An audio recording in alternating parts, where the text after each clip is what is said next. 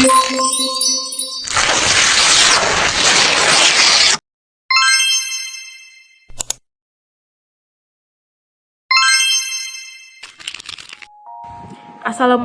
warahmatullahi wabarakatuh.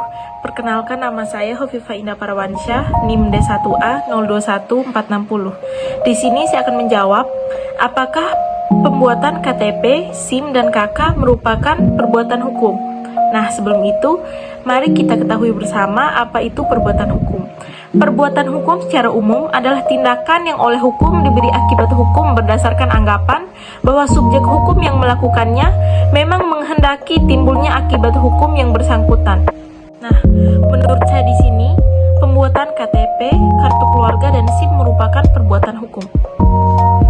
Kenapa pembuatan KTP, kartu keluarga, dan SIM merupakan perbuatan hukum?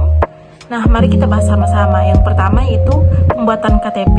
KTP merupakan kartu tanda penduduk yang menandakan bahwa kita berstatus warga negara Indonesia. Nah, aturan mengenai KTP dan kartu keluarga ini telah diatur dalam Undang-Undang Nomor 23 Tahun 2006 tentang Administrasi Kependudukan, sebagaimana telah diubah dengan Undang-Undang Nomor 24 Tahun 2013 tentang perubahan atas Undang-Undang Nomor 23 Tahun 2006 tentang Administrasi Kependudukan.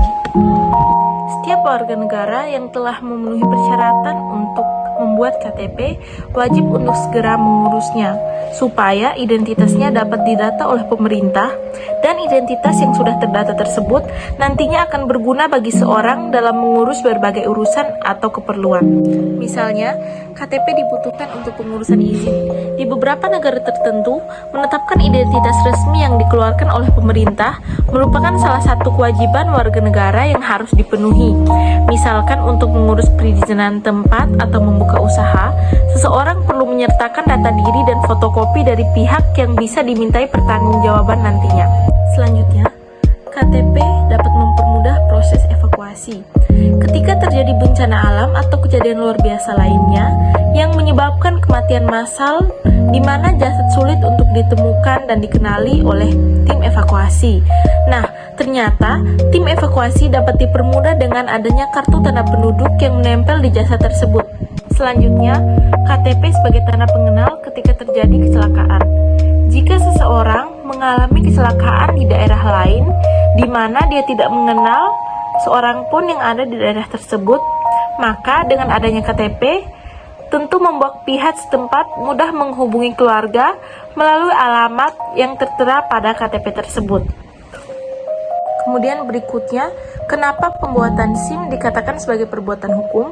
Karena jika kita berkendara, baik itu roda 2 maupun roda 4, pasti akan diperiksa kelengkapan surat-surat oleh pihak yang berwenang. Nah, seperti yang tertuang pada pasal 77 disebutkan, bagi pengendara diwajibkan memiliki surat izin mengemudi atau SIM ketika membawa mobil atau motor pribadi. Nah, bagi pengendara yang kedapatan tidak memiliki SIM pada saat pemeriksaan oleh petugas kepolisian, maka harus dikenakan pasal 281 yang berbunyi, setiap orang yang mengemudikan kendaraan bermotor di jalan yang tidak memiliki surat izin mengemudi atau SIM, sebagaimana dimaksud pada pasal 77 ayat 1, dipidana dengan pidana kurungan paling lama 4 bulan atau denda paling banyak 1 juta rupiah. Demikian penjelasan singkat dari saya. Lebih dan kurangnya saya mohon maaf. Wabillahi taufiq wal hidayah. Wassalamualaikum warahmatullahi wabarakatuh.